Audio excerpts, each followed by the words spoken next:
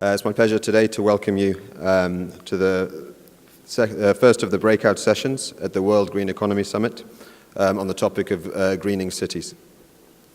My name is Sail Abbar. I'm the chairman of the Emirates Green Building Council and also a director of a consultancy based in the UAE here, AESG. My background is in engineering. I work predominantly in energy and sustainability consulting around the city context in the UAE and the region. And it's my pleasure to be able to moderate this session today. We have an excellent panel of speakers to talk about a very, very interesting topic.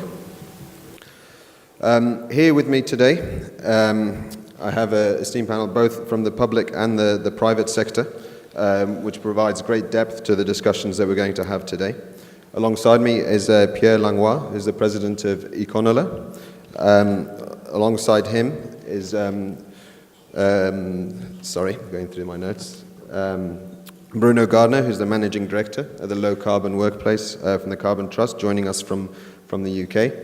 And also we have from Ericsson, Rutger Rehman, who's the president and head of the Industry and Society Unit.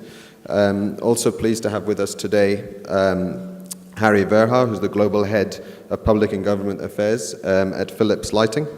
And then also from overseas from the public sector, we have Fred Walty, who's the executive director of the Los Angeles Cleantech Incubator. And lastly, on the end, from the UAE, Stéphane Le Gentil, who many of you are familiar with, the CEO of Etihad Esco. So before I allow our panelists to give their viewpoints on the topic, I'll give sort of a bit of context to what we'll be discussing today. A number of you were in the sessions that we had next door earlier, and it really sort of provided the context of the challenges that we're faced. Dr. Amin mentioned that we're at a point now where reversing the catastrophic effects of climate change is extremely challenging. In the early part of this century, climate scientists warned us that if we pass a threshold of 400 parts per million of CO2 in the atmosphere, it's going to be impossible to avoid the 2 degrees Celsius rise that they're talking about. In 2013, we passed that threshold. We're above 400 parts per million, and the rate that is increasing is still going up. We're still not slowing down the increase. And I think also, as Dr. Amin mentioned, which is a very poignant point, was that this is not so much, also, of course it is an environmental issue, but more so it's a humanitarian issue. We're already seeing millions of people displaced worldwide because of climate change, millions of lives affected from climate change due to food scarcity, water scarcity, natural disasters. And I think, as our colleague from the French presidency also mentioned, that the effects now are non-debatable. It's accepted and it's something we have to action on. Alongside the climate change issue, we also have big challenges around the quality of life that we provide to future generations. Us, in our generation, we've been fortunate to have abundant supplies of energy and water. Will our future generations in 30, 40, 50 years' time still have that luxury, or are we going to be taking that from them? Cities is really the front line for this. I was reading some statistics this morning that by 2050, cities, while they will only occupy 2% of the planet's land, will hold 75% of the world's 9 billion population. Within cities, we'll have 40 to 60% of electricity consumption from the cities itself, 20% of water consumption, 75% of CO2 emissions, and 60 to 80% of energy consumption.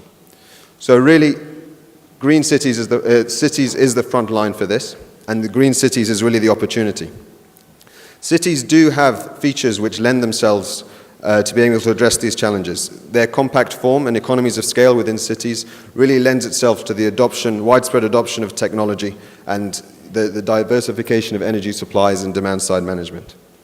So I think this is a very important topic, and I think, carrying on from what was discussed next door this morning, we're really now in this session going to be looking at what are the mechanisms, the strategies and approaches we can take to greening cities. And I think taking on a point that was definitely reiterated a few times in the morning session was that now is the time for action. We've debated and talked about strategies and approaches, and now it's really about action. And I think I'll try and focus this discussion about the action that's been taken around the world, some of the best practices that we can learn from, and what needs to be done going forward. So, Without further ado, I'll pass on to the panel to sort of give their viewpoints on some of this. So starting with Pierre, who's the president of Econola. I know you worked a lot sort of on the mechanisms to address demand-side management and energy efficiency. Maybe you can give some background on your thoughts about the topic. Yeah. Well, thank you very much, and thank you for the invitation to be part of the panel. Our work in the last 35 years have been related to energy efficiency and water efficiency.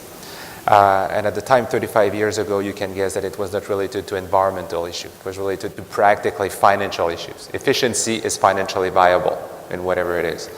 And when you talk about sustainable cities, we have to think first of eliminating waste. Waste in energy, waste in water consumption, and that's basically what we've been addressing. And it's interesting because it's in the environmental aspects. The two topics that we're addressing, efficiency in water and energy, are financially viable. They do not add cost to the project we're looking at. They're basically reducing cost.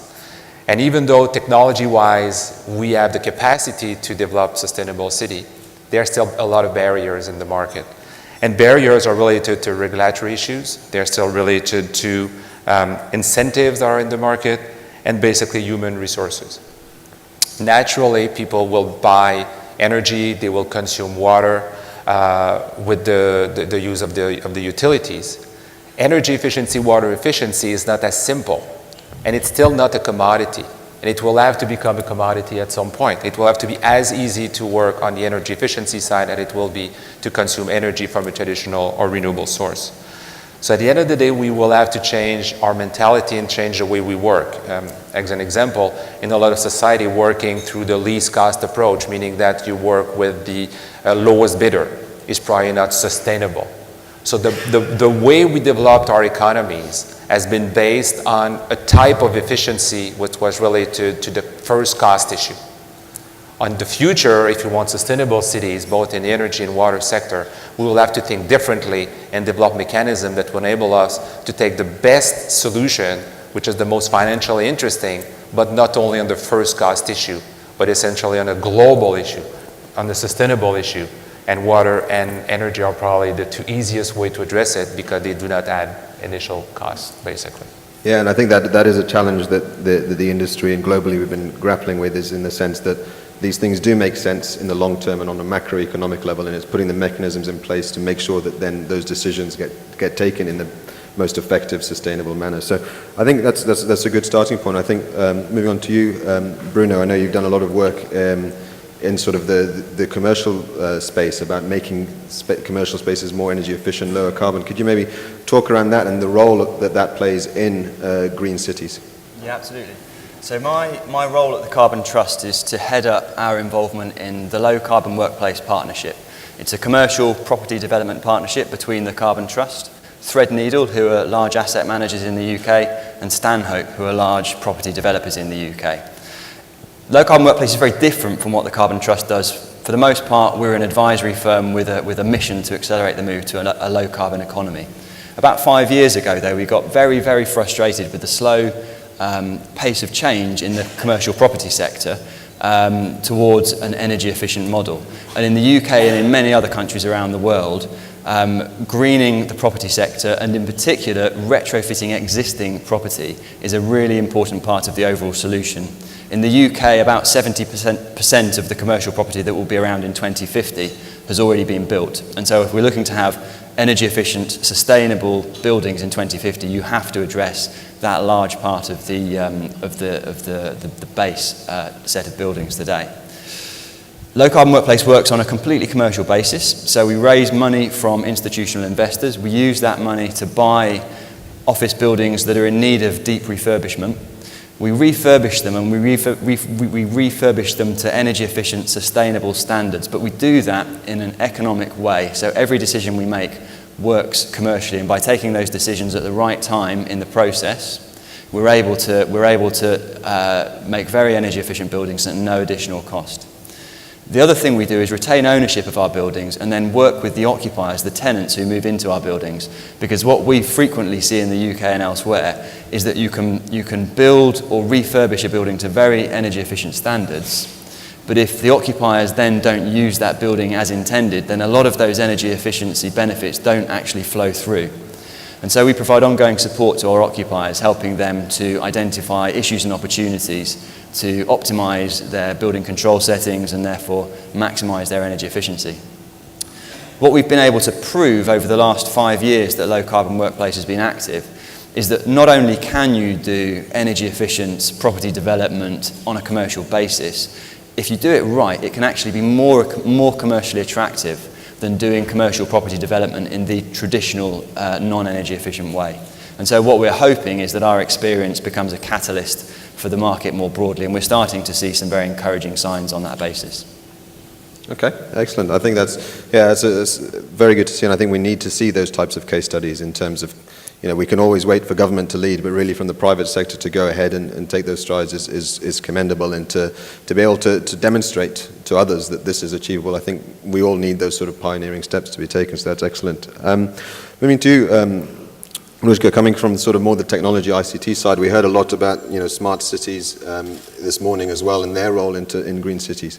Could you talk maybe about the work that you're doing and how that contributes to creating more sustainable and efficient cities from sort of the ICT perspective? From Ericsson, I mean, we have started this journey probably 10 years ago, and we started to see that there was a need for using IT and communication in other sectors than the telecom. And a lot of people come up to me even today and ask, what is Ericsson doing in this space? And I always try to say, we have a lot of experience from the operator side that is now applicable for other industries. So, I mean, if we now talk about sustainable cities, it's about the road and transport authorities, it's about the water, electricity authorities. They want to use these type of capabilities in order to better understand what is the usage pattern, how can we have a more even distribution, whether it's traffic flows on the road. And for all of us who is here in Dubai know the traffic, how it can be rather dense on occasion. Dubai is very much wanting to use public transport more. There is of course ICT tools to use this. In the water and authority side, you want to make sure that you can understand the usage, so people don't leave air condition on when they're actually no one is at home, and all these capabilities is what we are trying to position ourselves. And of course, what happens when you introduce all these technologies? Well, you get a lot of data, and we are very good at understanding and doing analysis on the data. And I think the more data these different authorities or private enterprises get, the more they can change their behavior. And so our starting point is really to give the tools to these different players in the industry in trying to change to do a much better thing for the globe as a whole. Now, for Ericsson, this actually starts with ourselves. So, I mean, we have very strict programs. So start already from when we select raw materials, when we build our products, all the way through the life cycles until we take products back, because we want to make sure that we are a company that can be sustainable in this global world. Oh, excellent. And I think that the great thing about the use of technology and the whole smart cities thing is a lot of energy can just be avoided being used in the first place by just enabling people to make more efficient decisions and avoid waste. And I think it's a key element of the green city discussion, which shouldn't be ignored. Moving on to you, Harry, in your role sort of as global head of public and government affairs at Philips. I mean, we all know what Philips do, providing lighting, but I don't think maybe enough people here know about some of the other work that you do on the sort of city level and government level. Could you maybe talk a little bit around that, about what you're doing at the moment to enable green cities to happen? Yes, so thank you, Said. I think first of all, I'd like to thank you all for being here. In a sense, I'm a concerned optimist. So I think we are heading in the right direction with renewable energy efficiency, but we're not moving fast enough. So that's why I'm concerned, I think probably like many of you. And for that, it's also important that we not only work on the technology and the financing, but also on the mindset. And I see there that although the threats are real and they require urgent action, that in essence, we have before us had the biggest opportunity for an innovation agenda. So an innovation agenda, so economically, socially, and environmentally. And environmentally means not only, let's say, global warming, but it also means that the quality of our own living environment, which can be very close by. If you look, in February, we launched a report that I had commissioned from Ecofis. I think some of you know Ecofis is an energy expert, the Lisbon Council in Brussels, on energy productivity. So actually turning energy efficiency around and then seeing how much economy do we create per unit of energy that we consume. And if you start looking at it, you can compare countries. So also the Emirates are in here. I think it's on position 84 worldwide in energy productivity. But also you can learn from each other. But most strikingly, the message from this report is that from all the energy that we consume, and believe me, from all the energy that we consume, only 2% is turned into the service that is required. So it's turned into light or is turned into being transported from A to B, only 2%. So that can be a bit of a shock, but it also means that there's a massive opportunity. So energy efficiency is not a constraint, it's a massive opportunity. Why then are cities so important? We do see that for various reasons, our national leaders, including some of our own in Europe, are struggling to agree, also this year, December, I hope not, but then they struggle to agree on things that are in common interest. And at city level, at city and subnational level, you see that leaders are very much closer to citizens, and they see that they have to manage the budgets, they have to keep the city moving, they have to provide livability, safety, reduce crime, education, and all that. So that's one reason that cities are important, but also because of what was mentioned in terms of how many people are living in cities, the amount of energy consumed. If you then look at the role of lighting, then a city's budget, half of a city's energy budget is lighting. So also from that perspective, public offices, schools, and street lighting, you can save on average 40, but in some projects up to 80%. So we're working with quite a few cities on their street lighting, on their public buildings. For instance, a few months ago, we announced that we would renew all the street lighting in Madrid, 220,000 pieces. But it reduces energy consumption by 45%, contributes to the carbon reduction targets from Spain, but it also reduces the city's expenditure on street lighting by almost 50,000 euro per day. So you can then understand in a city that is constrained, in a country that is constrained in public budgets, that this is also doing the right thing for them. We launched a few years ago, or a year and a half ago, the same in Buenos Aires, also a city actually very hard to finance, not even IMF wanted to finance the project, 91,000 pieces. It's now over half is implemented, and people also feel safer. It improves livability, and actually I think that is also what city leadership wants to do.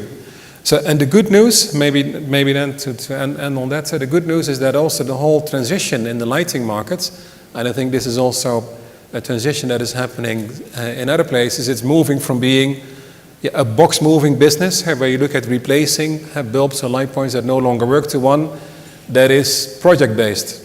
We're moving from dumb analog lighting to smart lighting, also working with Ericsson. Last week we announced that we would smarten, we would make all the 160,000 LED street lighting points in LA connected, and then the city mayor can see it just on his own laptop, everything is working, how much energy is consumed and everything.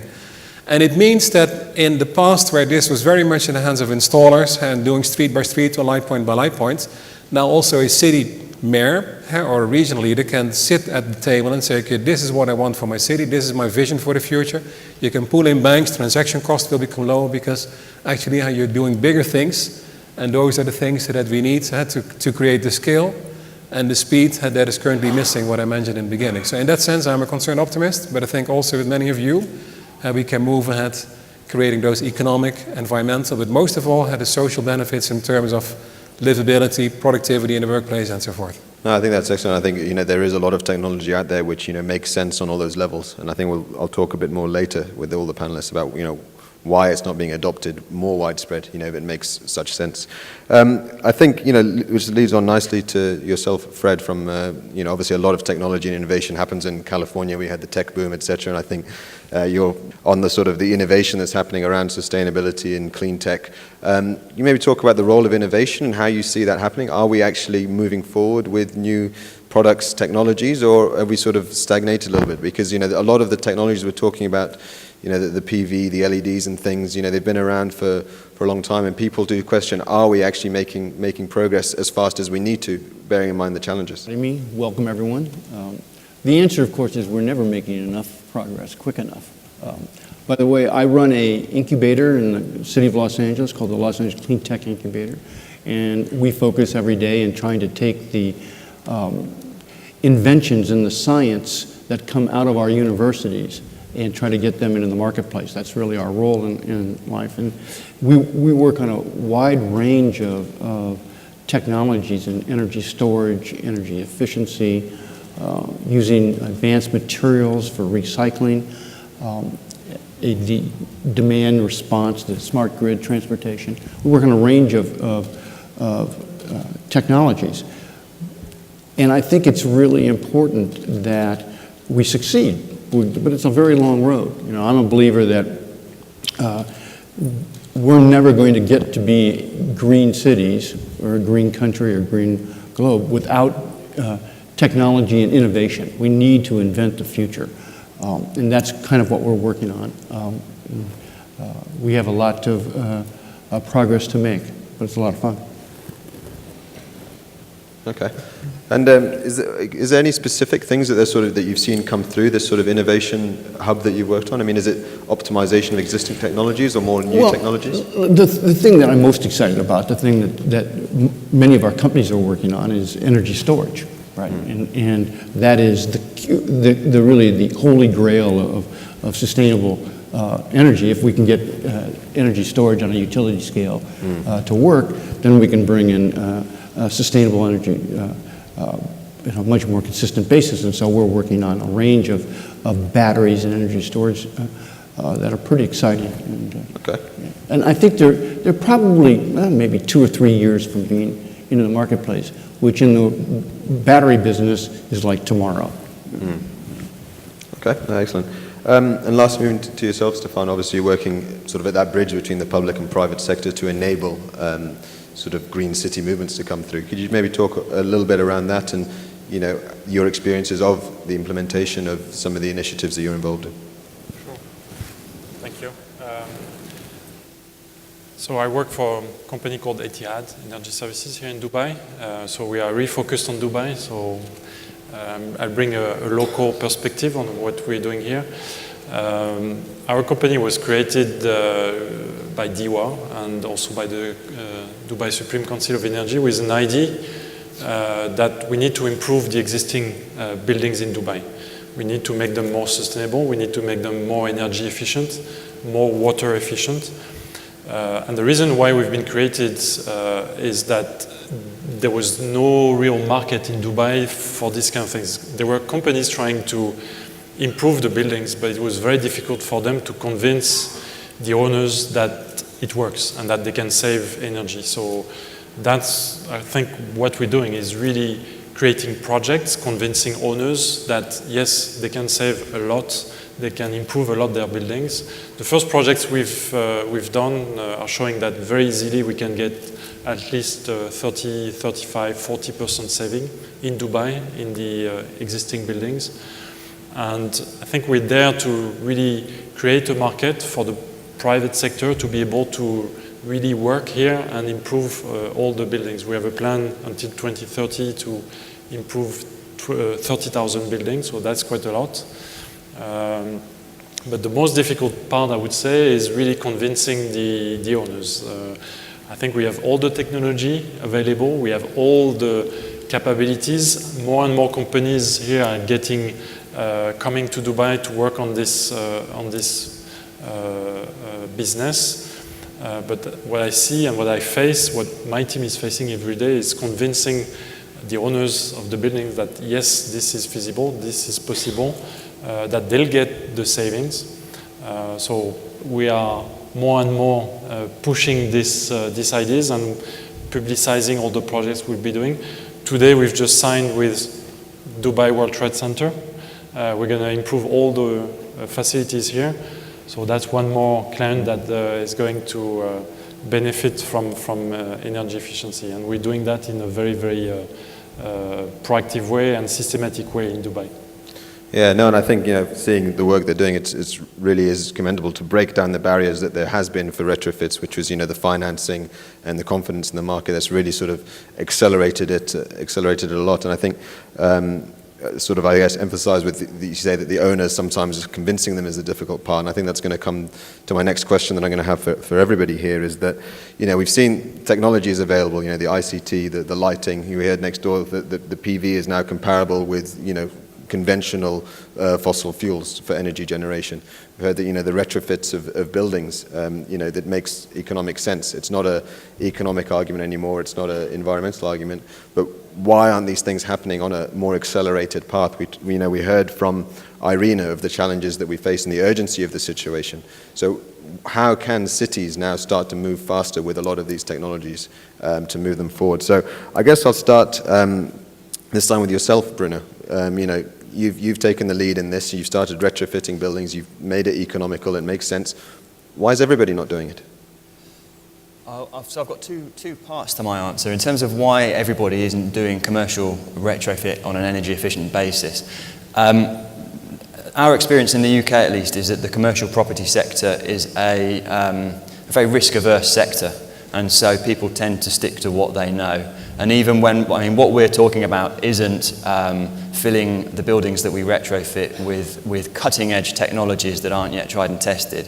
But these are technologies that are perhaps more prevalent in continental Europe than they are in the UK. And it's far more of a challenge than you might imagine moving a whole industry to use some of these technologies that they haven't been using in their 20-year careers to date in their own backyards. So that's one of the challenges in that specific context.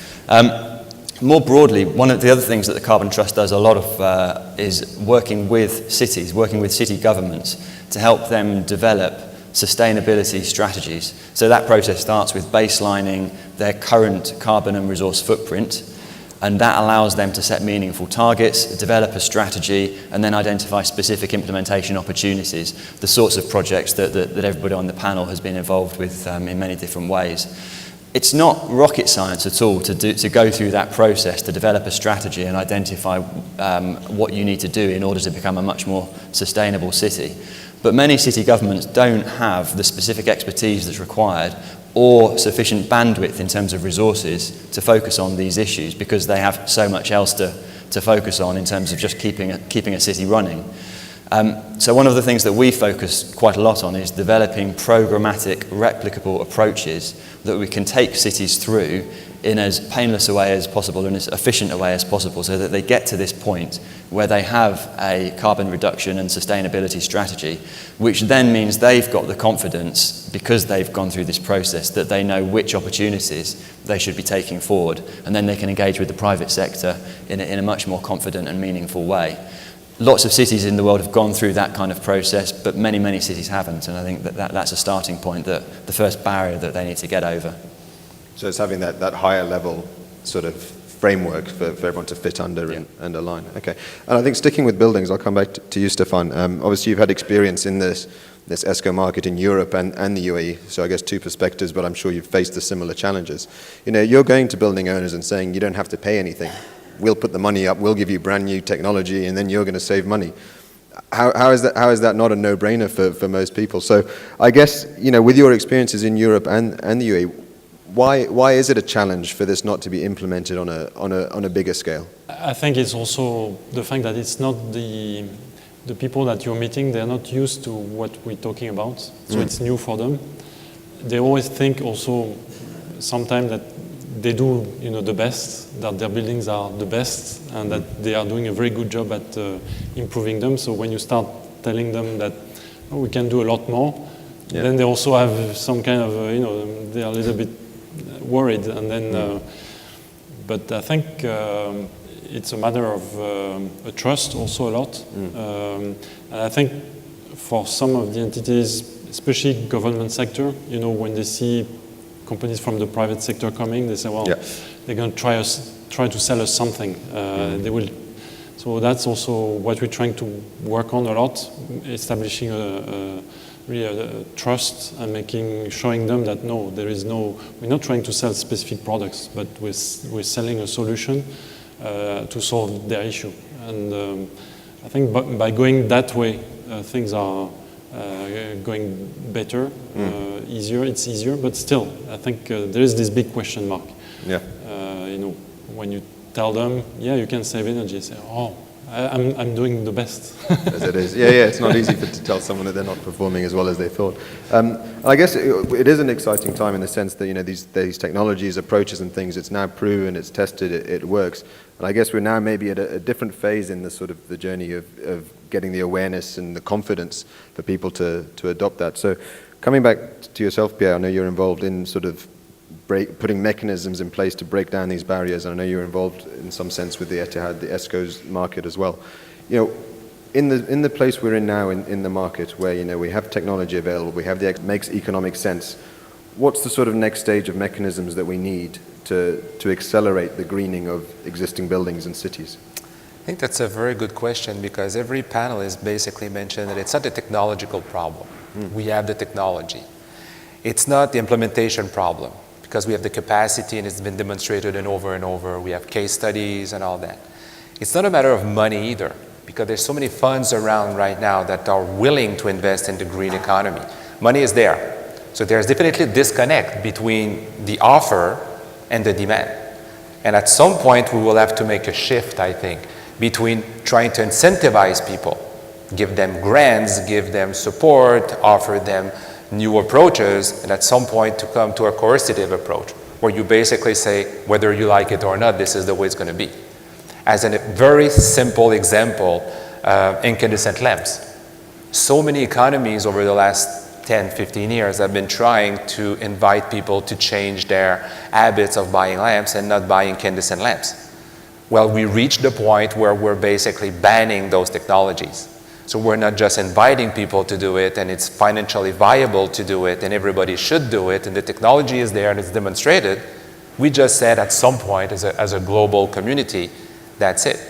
Then you will have a lot more requests for offers like Etihad and energy performance contracting, because now they will not have to convince people that they have to do something.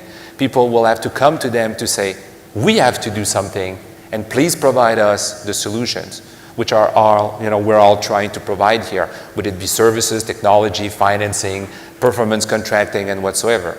People will have to have an obligation.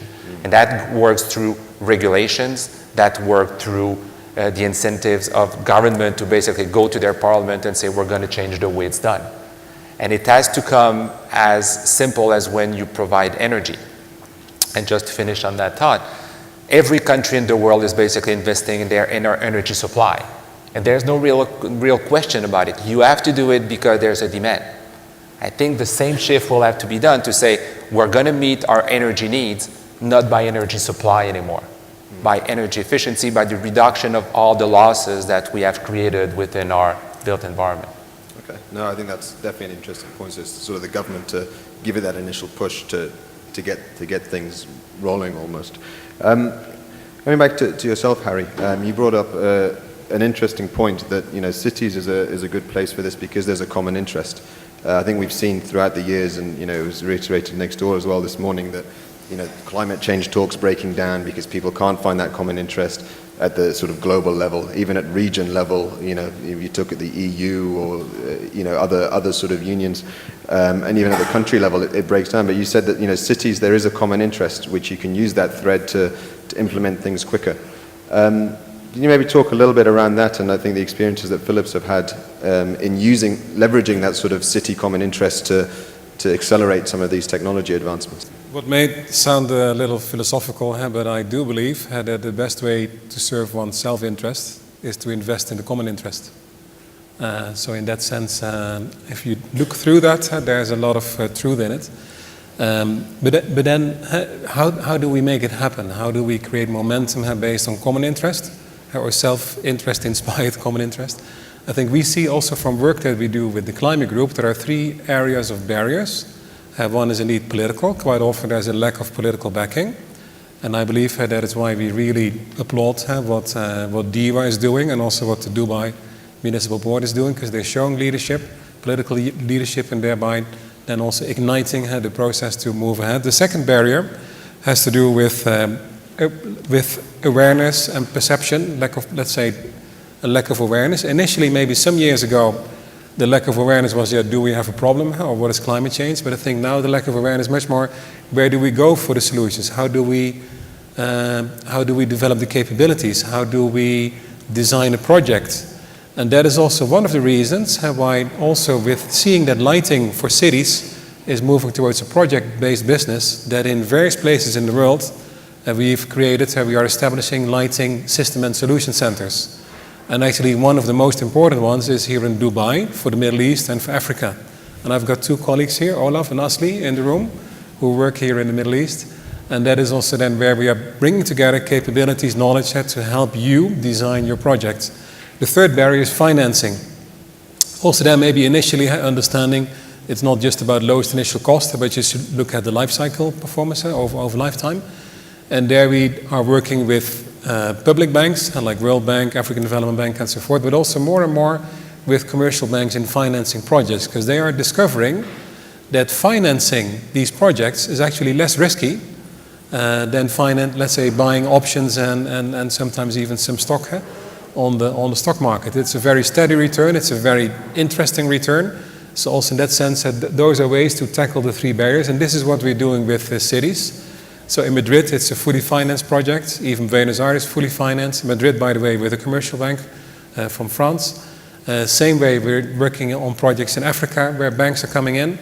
So how do we work with cities on these projects, but also through city associations? And some you may know, like C40 or ICLEI or the Climate Group or Regions 20, which is led by Schwarzenegger.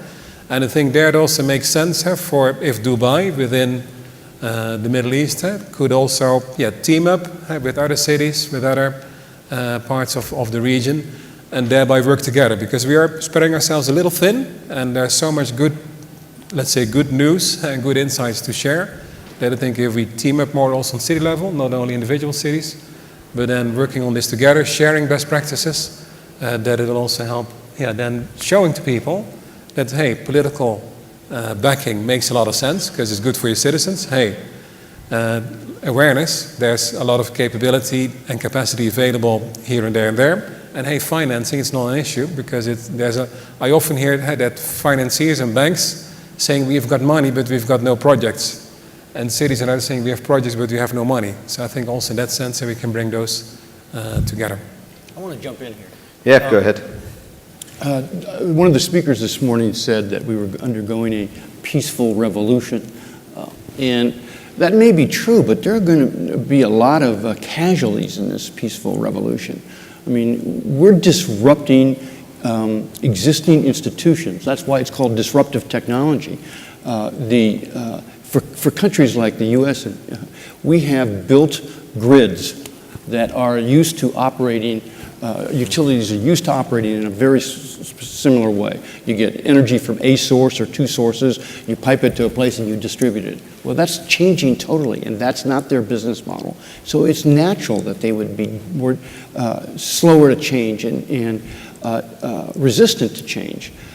The way you do that is you, through a combination of, at least the way we're doing it in California, maybe not the way, a way, is you have a range of policies that drive these established institutions for the strategic good to in this particular instance, to increase their mix of renewable energy in a significant way.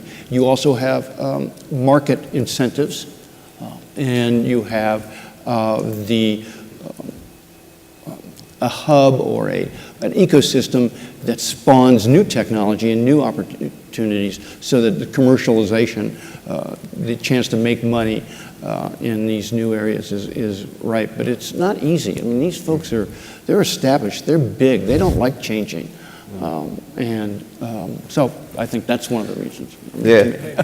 Maybe one point, and I think some of the others will also have to say something about that, because utilities is really, really a key stakeholder. And we see now that too often utilities are not yet part of a solution. I'm involved in a project of the World Economic Forum, the future of electricity. And there you see still some big utilities are saying, hey, where can we sell more energy? Where can we invest more profitably in supply, in creating more, in generating more electricity? And whereas for them, also with their customer base, let's say when you look at the future, it makes a lot of sense to move from an energy company to an energy service company. And if you would then indeed finance renovations, if you would finance street lighting, good idea, but also if you would finance insulation and all of that, then you're part of the solution. And I don't see that happening enough. By the way, one of our largest partners is the Los Angeles Department of Water and Power, which is the largest municipally owned utility in the U.S. We work very closely with these folks. And, I think they're probably getting 22 or 23% of their energy now from renewable sources, which is really good. But even that, the rest of it, I mean, it's really tough. That's not what we created the DWP for 100 some odd years ago. We created them to give us cheap electricity all the time. And that's kind of the systems they built in. And now we're asking them to change and to move essentially from an analog business to a digital business.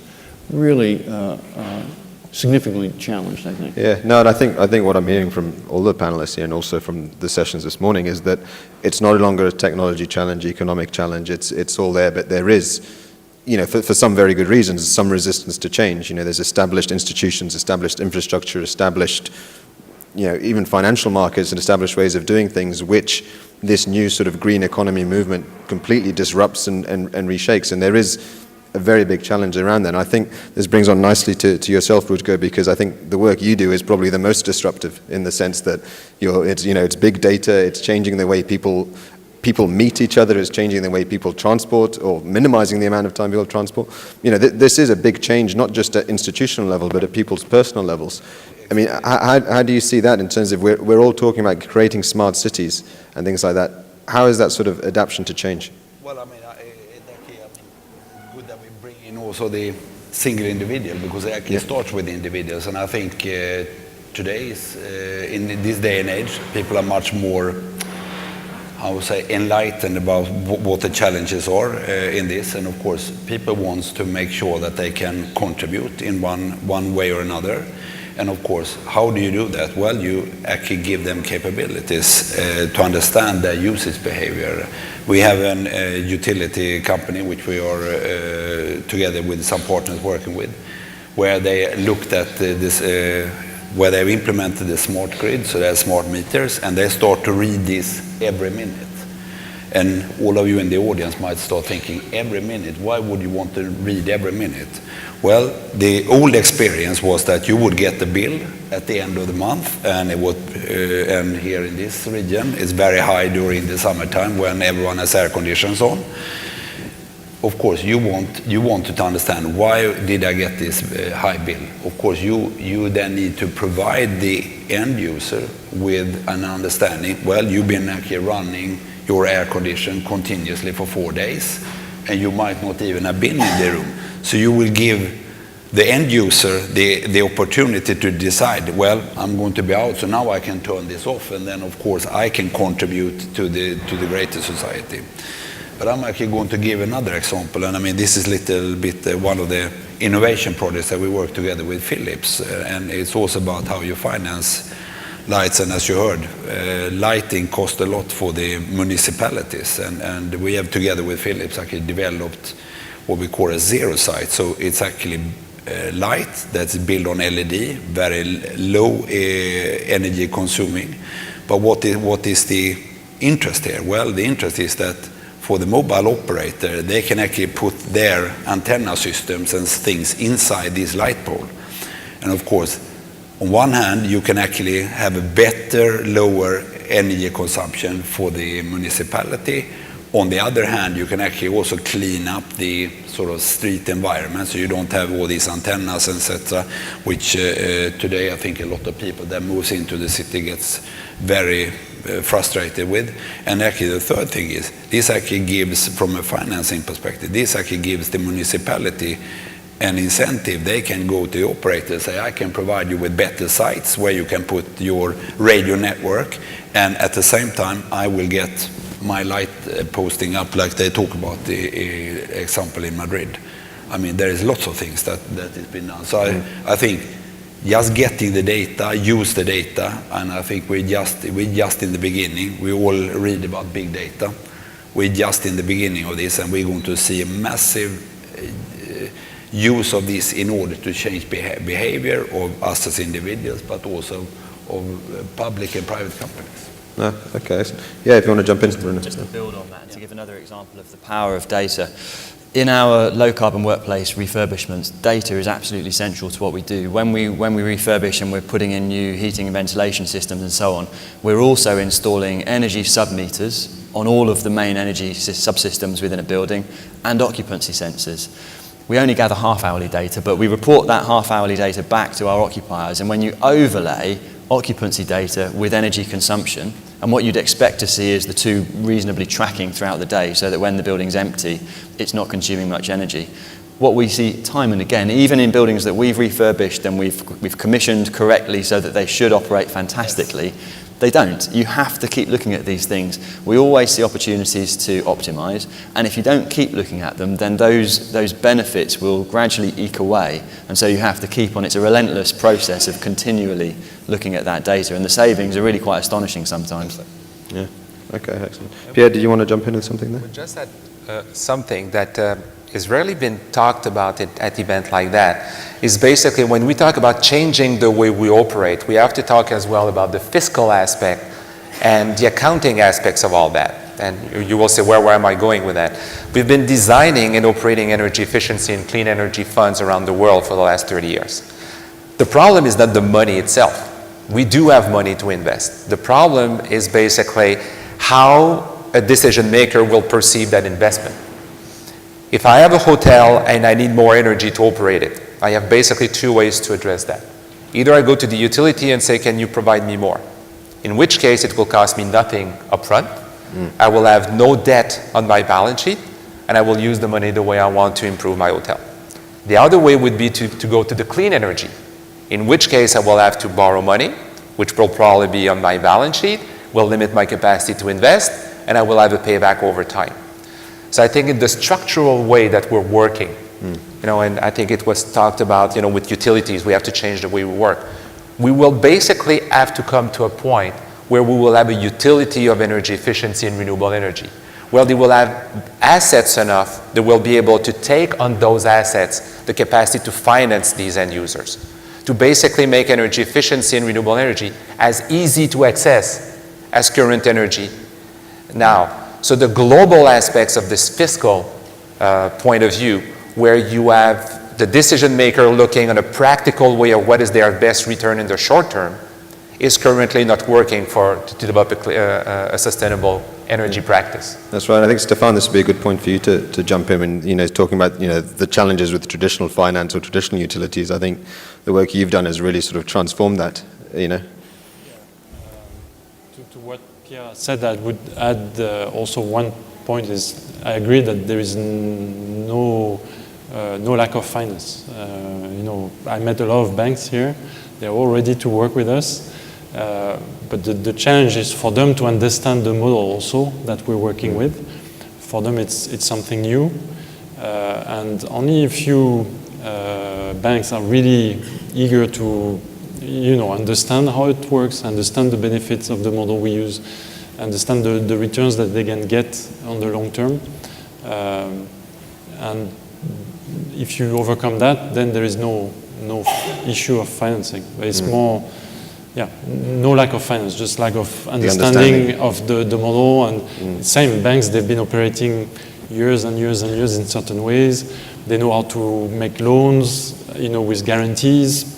Here, when you talk about energy efficiency, there is no physical guarantee. You can't, put something in case something goes wrong, whereas there is no guarantee. So that's where the banks have to also understand the model, I think. Yeah. No, I think it's coming to the same theme again with this peaceful revolution that was mentioned.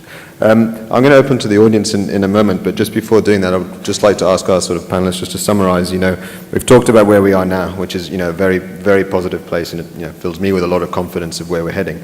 Moving forward to 2030, where do you see things moving with green cities? And not only where do you see things going, but how do we get there? And I'll start at the far end this time and work back to yourself, Pierre. So, Stefan, where do you see things going? Well, for me, seeing from the Dubai view, because I'm really working in Dubai, I think here things are going to happen, and they're already happening, and things are going to move very fast. We'll get a lot more efficient buildings here in Dubai. I think it's needed also here, because a lot of the buildings were not necessarily done to be efficient. So I think this and the model that we use is not complex, can be used anywhere else. So I hope in the region at least things will also move and happen as well, similarly to Dubai. Yeah, no, and I think a lot of the region is watching to see how these develop, and with it going well, we can definitely see it expanding there. And going to yourself, Fred, on the same topic, where do you see things going, on the innovation side or the industry side? Well, let me tell you what Los Angeles is going to do to continue to become a green city. There's essentially three things we're doing. One, believe it or not, we've hired a chief sustainability officer. Matt Peterson's been in the job for 2 years, and he just recently, in last week, released his sustainability plan for the city of Los Angeles. And it is an amazing document. It is a blow-by-blow description of how 35 departments within the city of Los Angeles are going to contribute to becoming sustainable with near-term and long-term goals. So the first thing that LA is doing is it's trying to get all of its agencies, and for those of you who work in government know that that's kind of a challenge, right? Aligned and pulling the same direction. The second thing we're trying to do is that we own some really big infrastructure. We own a utility, we own the largest port in the Western Hemisphere, we own a large airport. All of those things we're trying to drive to make them cleaner and greener, because economically it just makes sense for us to do. We can't be competitive if we can't grow those because of because of the pollution. And the third thing we do, which is the thing that I'm involved in, that I like, is we're building an innovation hub. We realize that the technology and the creation of new products and new technology is really key to all of this, and we want to build Los Angeles into a world-class innovation hub. So we're investing the resources in doing that, and I think it's starting to work. We have probably more clean tech startups in LA than any other city in the U.S., and that surprises most people. We are the second largest green economy in the U.S. We buy more, we have more solar installed, a whole range of things. We have great universities. But so it's a sustainability plan, actually hope implement it. It's getting these huge infrastructure in things that we own to get them green. And third, of course, is to drive innovation through the economy. All right, excellent. And Harry, where's the future in lighting going? We've had sort of the LED revolution, solar lighting. What are we going to be talking about in 2030? Now, maybe generically, then I see that currently we are very much in the innovator and early adopter stage. But if we then show and indeed communicate about those case studies, and like are happening here, like are happening in LA, like are happening also from other companies, then we will go to the early majority. So I think the movement will expand and will get more traction.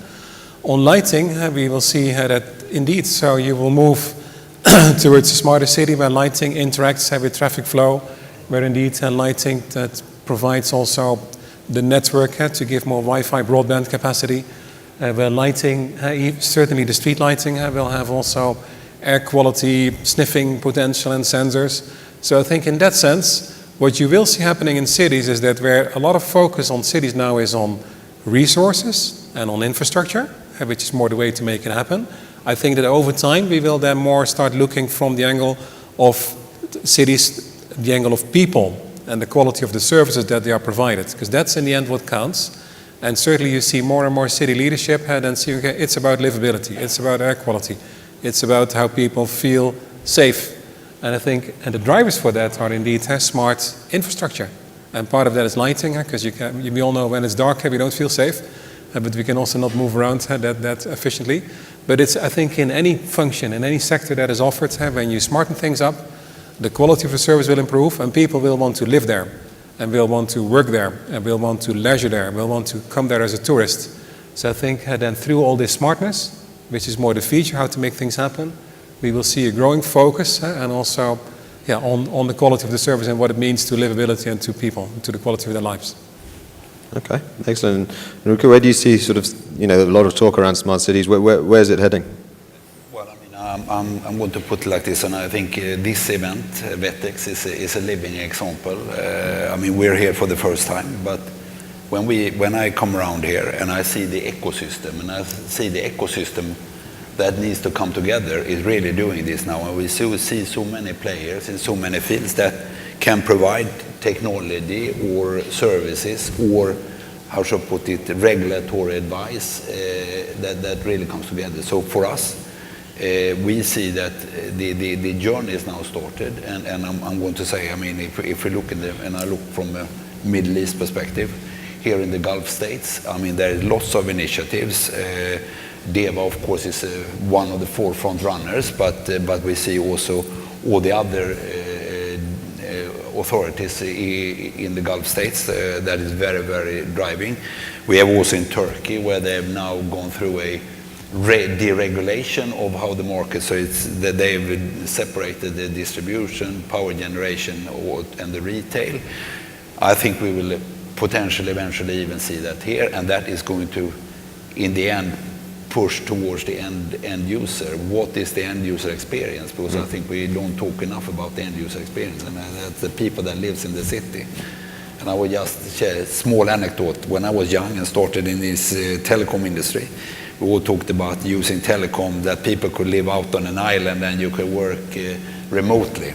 I think today we see less people work remotely. Well, they work remotely, but they all move into the cities, and the cities need to, how do you sustain a content influx of people? And I mean, you need to use the technology to make sure that the city becomes livable. Yeah, no, that's a very good point. And coming to yourself, Bruno, do you see that 2030 everyone's going to be doing energy efficient retrofits when they're talking about refurb? I'm reasonably confident that that will be the case. Certainly in the UK and other countries where we're active, we're seeing very positive signs of momentum building and energy efficiency becoming more of a mainstream focus for at least some developers and landlords. But what makes me particularly confident is that one of the trends that we're seeing in the UK is that tenant demand for energy efficient buildings is rising quite rapidly. I think it took a bit of a dip when we went through the global economic crisis, and sustainability in general fell down a lot of people's agendas. It's moved back up in the last couple of years, and that's translated into tenant demand. And as soon as tenants or potential tenants start demanding energy efficiency in buildings, then the landlords and the developers and the funders take notice. And we're starting to see that momentum build.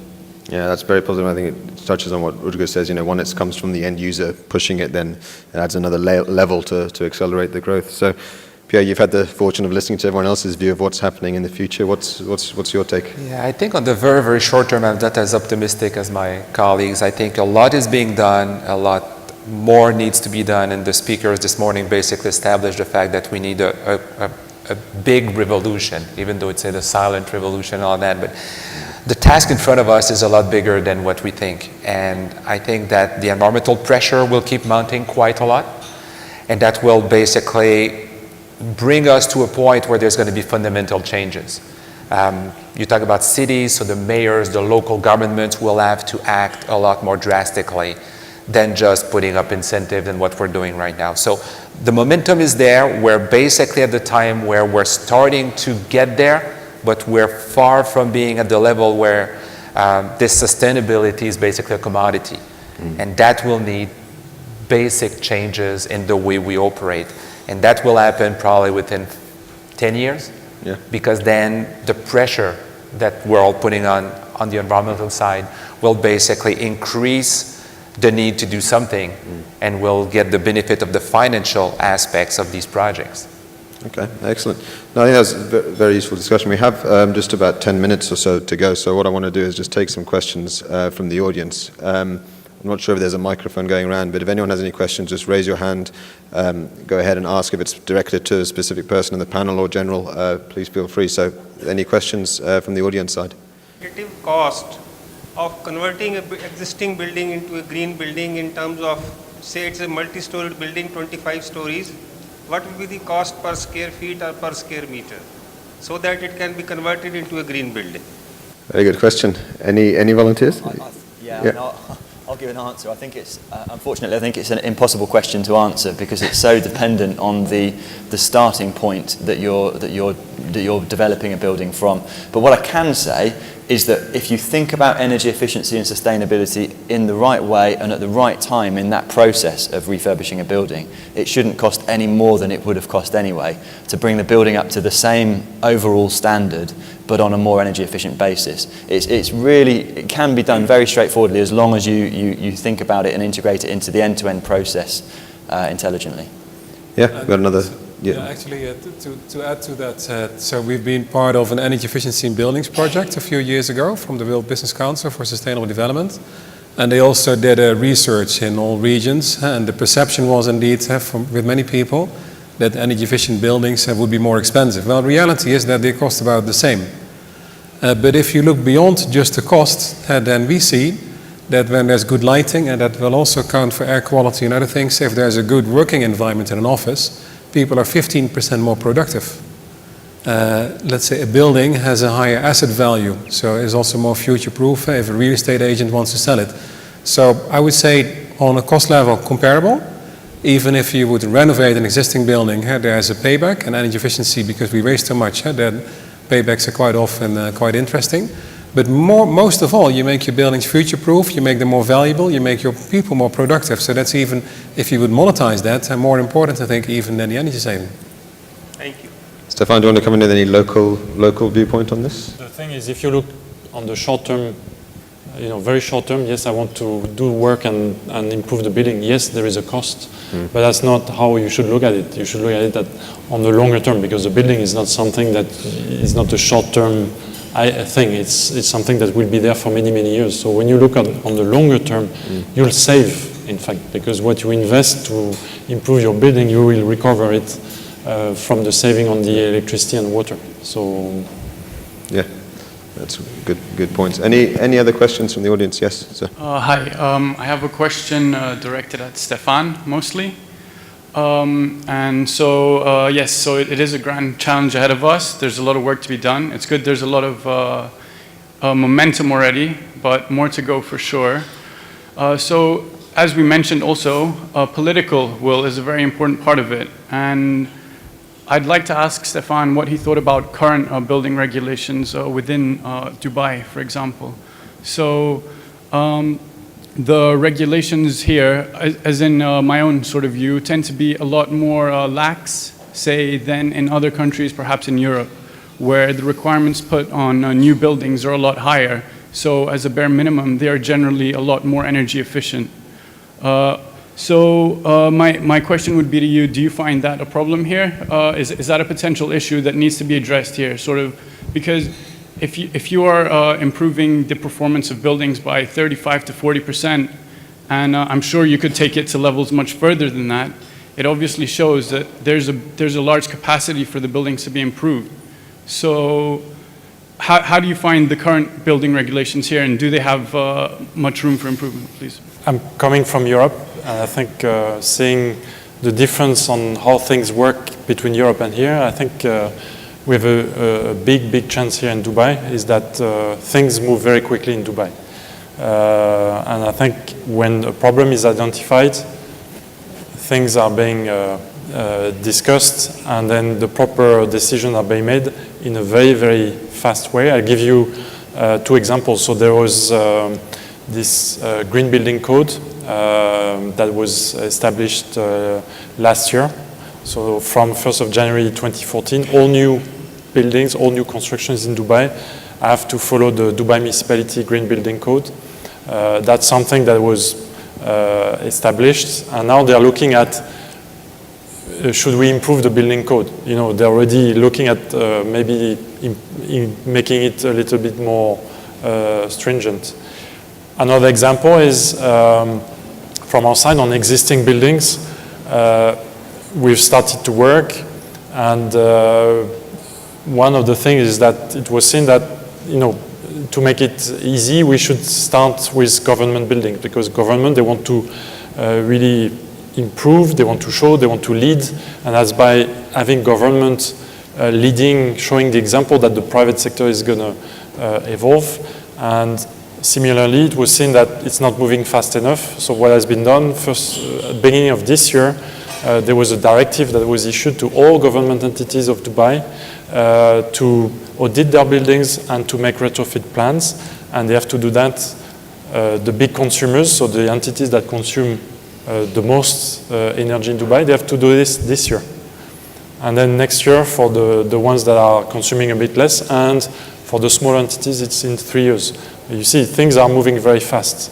And if we see things here, the regulations will move very, very fast. I think there is a vision. There is, Dubai knows where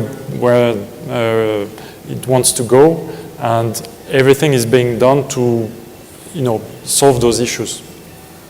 Excellent. We've got time for one more question, if there's anyone. Yes, I would like to ask the difference between Europe and our country regarding the consumption of energy. Here we are, for the construction, we are using insulation, like high thermal glass, to reduce amount of heat entering to the building, because the most consumption of energy here, we have the AC. Is it in Europe the opposite way? You are trying to keep the heat inside, and in America also? Okay, I'll take it otherwise. I think that it's a good question. I think the relative consumption here of buildings it tends to be higher than Europe. We are faced with much harsher conditions with buildings in Europe, because I've worked on design of buildings in Dubai and Europe.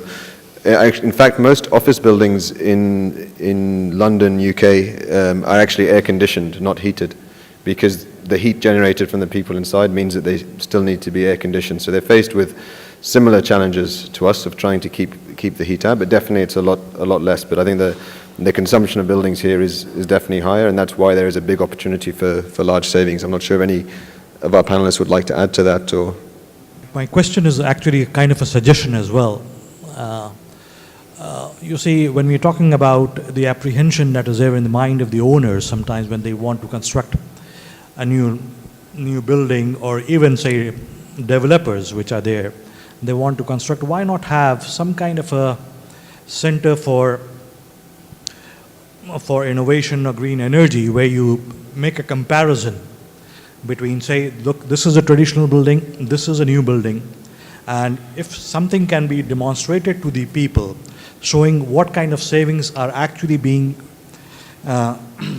done by doing something which is more energy efficient. And on the other hand, if we can take an example of a traditional building and put in some kind of innovative products inside, which could be occupancy sensors, could be way of daylighting, or say even making people a little bit aware, like look by simple things like conservation of water resources, how the whole energy can be saved. Something of that sort can be done, and just to demonstrate it, so the apprehension which is there in the mind of the people that this is something which may not be really worth it is actually demonstrated. What do you think about that? We give an example, and I'm going to talk about Royal Seaport in Stockholm, where the municipality actually decided to do, so this is used to be an old port area where they now want to rebuild to a residential and office area. And they said, we need to have this needs to be a sustainable part of the city, and therefore when we now build this city, we need to bring along all the different players. And some of the things where they used innovation is, let's say, waste management. Today, in the normal way of using waste, you have this garbage truck that drives around, and he has a particular route, and he picks, empties the bin, whether it's full or empty, he always empties the bin. Now, if you put sensors in these bins, then you could actually have a schedule for the truck driver to say, you don't need to drive 10 kilometers a day, you only drive 5, as one example. Then, of course, you need to, like Bruno talked about, when you build this, think about what material, how you build them, and actually making sure that the people that moves in there is fully aware of this. I mean, We see a lot of initiatives from that sort of comes over to us where they want to see how can we use technology. Yeah, I think I'd agree. I think demonstrable examples, and there are a number of them out there, is definitely a key aspect. Unfortunately, we are out of time. I see there are some other questions, but I'm sure you'll have a chance to speak to the panelists throughout the day and tomorrow. But we have a very important session after this, which is lunch, so I don't really want to keep anyone from that any longer. But what I think it is important, we have a lot of these sort of panels and discussions where a lot of points are discussed, but it's important to have some sort of clear actions to take away from this. And I think something that I've definitely seen is, having participated in a lot of these conferences and events over the last 8 years or so, particularly here in Dubai, is that when we started, we were faced with, everyone was resistant to it. Oh, we don't need to do this. It's not our concern. Someone else will deal with it. We then sort of moved to a point of there was a political will to get it done, where the government was stepping in saying, look, we are now going to do it. And the technology was there to get it done. However, the objection was always the cost, that this is going to cost more, it's going to impact the economy, it's going to cause problems, we can't put new building codes, it will affect the real estate market. And I think now we've really evolved into a new phase of the discussion where, there's a political will is there, everyone has embraced it, it can be done, and it's more economical than not following a sustainable path. And I think we're now really at an exciting phase, which is, the term was discussed of this sort of peaceful revolution, and I think that's probably the action which everyone should take in their, it's something that everyone can influence in their personal life or in their work life, to really start activating this change, not resisting it anymore, embracing these new technologies, embracing these new ways to do things, and so that collectively we all share the responsibility to take it forward. So I think on that note, I'd like to thank our panelists for a very engaging discussion, Pierre, Bruno, Rutger, Harry, Fred, and of course, Stefan. So if we could all just please thank our panelists.